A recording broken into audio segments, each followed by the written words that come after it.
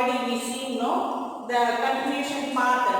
Only today we are going to learn that is importance of GDP. Now already what is GDP, what is national income, then how it measures that the national income, and what are the ways to measure that the GDP, everything already been seen in the last class. Now we are going to see about the importance of GDP. Why that is the importance? I already told that last class. It is measured at the total growth of the country. If the GDP is more, then the country's development growth is high. I already introduction part sollirukken. It mentioned that the country's development growth. So that is the first study of economic growth. You know about that the country's growth part. The important thing is only that the GDP. GDP vachudha நம்ம countries உடைய growth and development we know we study about that. So that is the importance. Then second one is unequal distribution of wealth. Unequal means what? Not in the equal part. That is distribution. Distribution in the sense distributed to among the states. Wealth is the income. In this point, what is they are saying? Unequal distribution of wealth is the way of in which the wealth is divided among its population wise and also states wise. Quality, that is the quality varying between the men and the women. So that is the unequal distribution of wealth. Then the third one is problem of inflation and deflation. Now first of all you know about what is inflation and deflation. What is inflation? In Tamil we say that panavīkkam and panavātam. In the inflation means the prices are very high. In that situation, inflation is prices are high, that the business owners and that business people only benefits that the inflation. Deflation means that time prices are very low. That means prices are increases. So here in the GDP, you know that the product produced in the country is high. That time, if that demand is high, means the prices are high. You know that. So here that the problems of inflation and deflation occurs in the country. So that is that importance of one GDP. Then comparison with developed countries of the world. Comparison, what means that comparison? Developed countries is US, China, you know that are the developed countries. Our India is the developing countries. So now India is compared to that, how their GDP rate, so that we are compared with the other countries. So other that GDP is very important. And then estimate the purchasing power. Estimate. What does mean by estimate? What does mean by estimate? Estimate means measure. That is the purchasing power. Purchasing. What does mean by purchasing power? The amount of goods and services to be purchased in the country.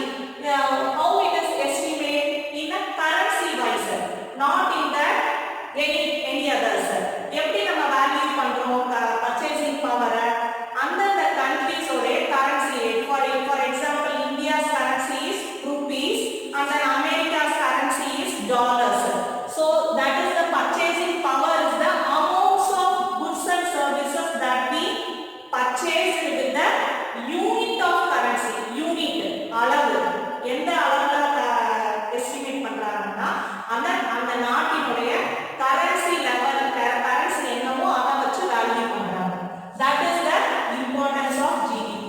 And then public sector. What does mean by public sector? Public in the sense government sectors. How that the government sectors it have to invest that investment to that other countries or else within the countries. How that the government sector is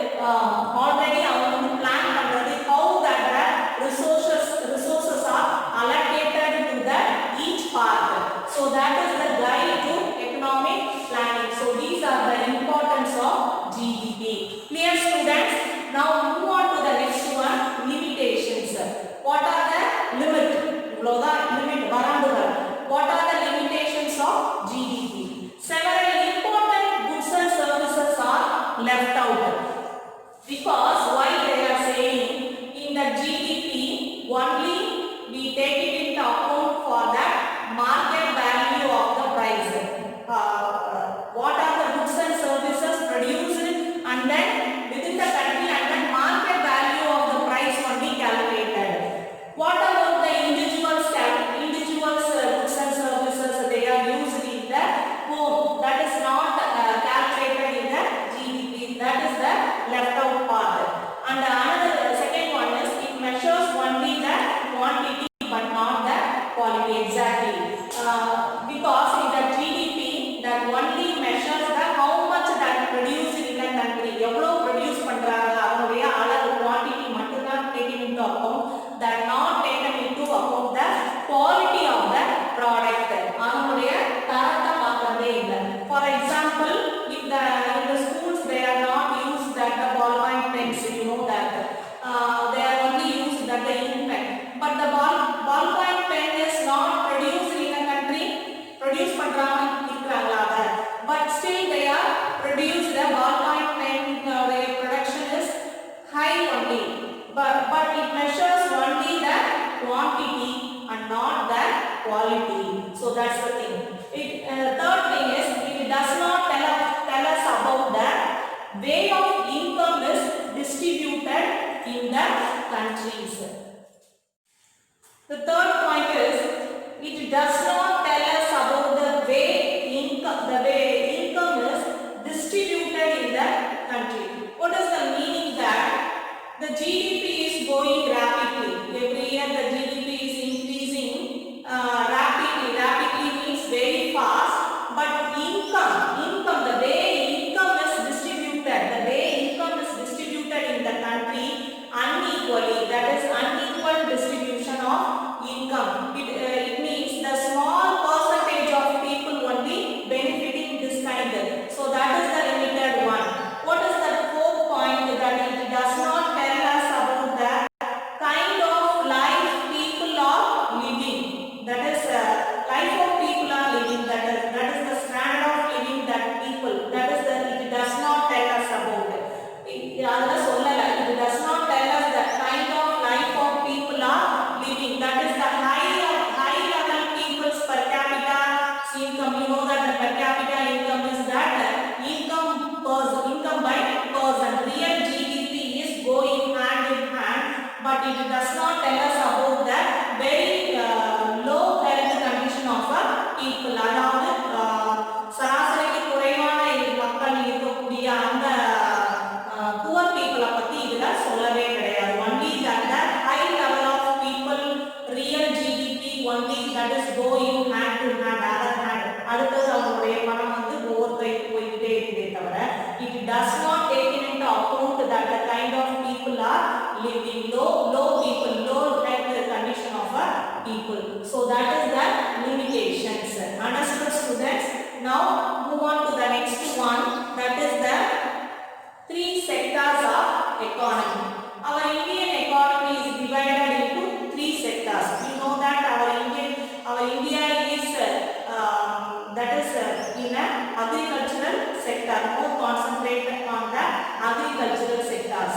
So what are the three sectors? Primary sector, secondary sector, and then tertiary sector. People you may that see in a different kind of people in a day-to-day life. What that farmers works in the field, otherwise potters make that pots, and then bricks, how they are with that mud. That kind of people, crafters, artists, paintings, and then different kind of people you may see that in a day-to-day life. How they are segregated, how they are divided into each sectors. That is one is the first sector is the primary sector. Second one is the secondary sector. That is the industrial sector. Third thing is the tertiary sector, services oriented sector. What is primary sector? Agricultural sector. That is concentrating the nature. Nature வந்து நமக்கு கிடைக்கக்கூடிய அது அப்படியே raw materials make பண்றதுனா that is the primary sector. For example, coming from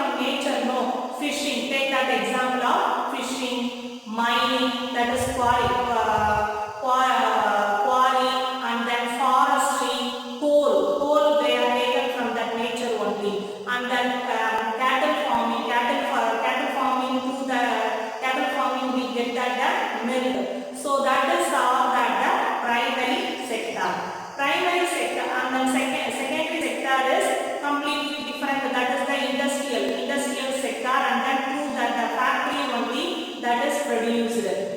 Coming from the primary sector, so the raw material that is used on that secondary sector, industrial sector. Take for example, that is the cotton textile industries, and then sugar industries, jute industries, paper industries. These are the example of secondary sector. For example, sugar industry. Take the sugar industry. Sugar industry, what are the raw materials they are used? That is the sugar cane. Sugar தயார் பண்றது, produce பண்றதுக்கு what is the basic raw material is needed? Sugar. That the raw material is sugar cane. Sugar cane is coming from the primary sector. Sugar cane எங்க இருந்து வருது? Primary sector ல இருந்து வருது. So that is the raw materials they are used in the secondary sector, that is the manufacturing sector, and also called as the industrial sector. The third thing is tertiary sector.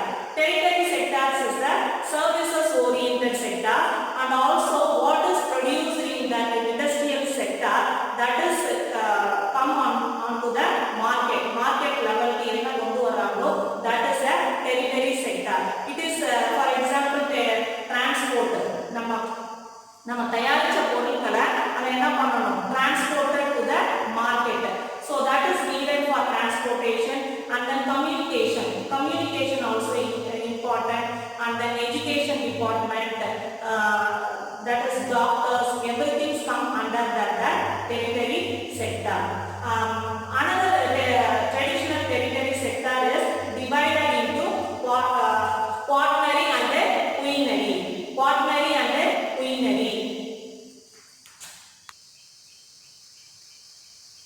The traditional tertiary sectors is divided into two sectors, that is quaternary and quinary. What is quaternary?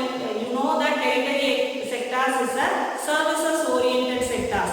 What is quaternary? It is described only that the knowledge based on the economy. For example, information technology, media people, research centers people, these are come to that quaternary sector.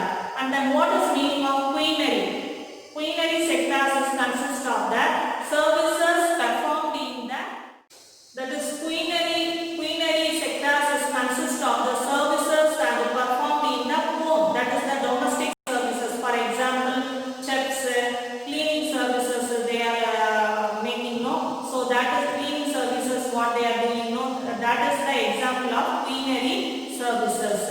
So that is the two sectors of the tertiary sectors. So these are the three sectors of our Indian economy: primary sector, secondary sector, tertiary sector. Primary sectors is that coming from nature, that is the agricultural sector, and then secondary sectors is from the raw materials they are used in the industrial sector, that is the secondary sector. Third sector is the tertiary sector, that is the services sector.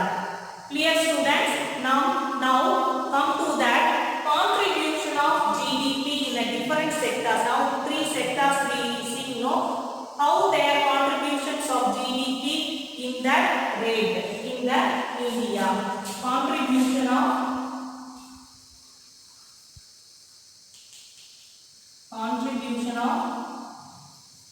GDP India. So these three sectors contribution in India la அவங்களுடைய GDP rate எப்படி calculate பண்றாங்க, அவங்களுடைய contribution என்ன அப்படினு பார்த்தா. So India is, you know that India is the agricultural country. India's backbone என்னது அப்படினா agriculture தான். We are engaged more on the agriculture. But in that earlier period from the 50s, 60s, that period, that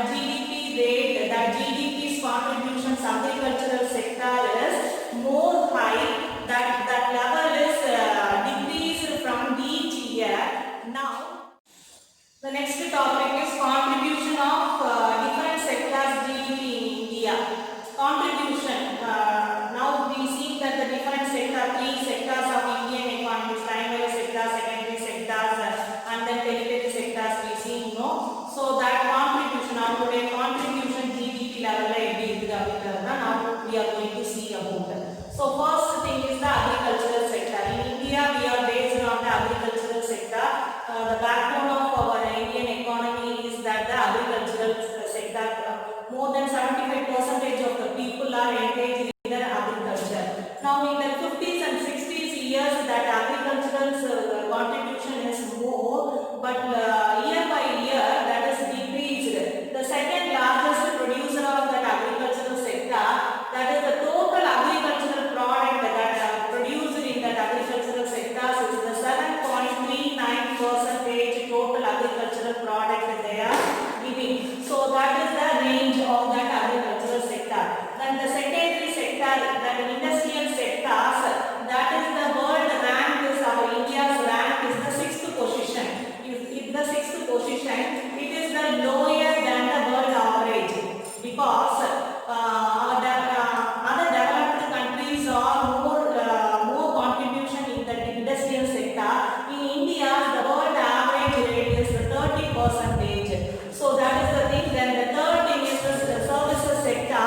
Services sectors is the largest sectors of our Indian economy. So that contribution is 92.26 lakhs crore in the 2018 and 19. So another thing is what is GVA, gross value added. Gross value added is the how they are calculating, how they are measuring that the gross value added, that is plus taxes on the product. The product is producers know that particular product they are giving the some amount of taxes that is added on the GVA, and then what is minusing the subsidies on the product. What is subsidies? On the product it is some of the subsidies that given on the government. So that is minus subsidies on product. Next we get the GDP. So that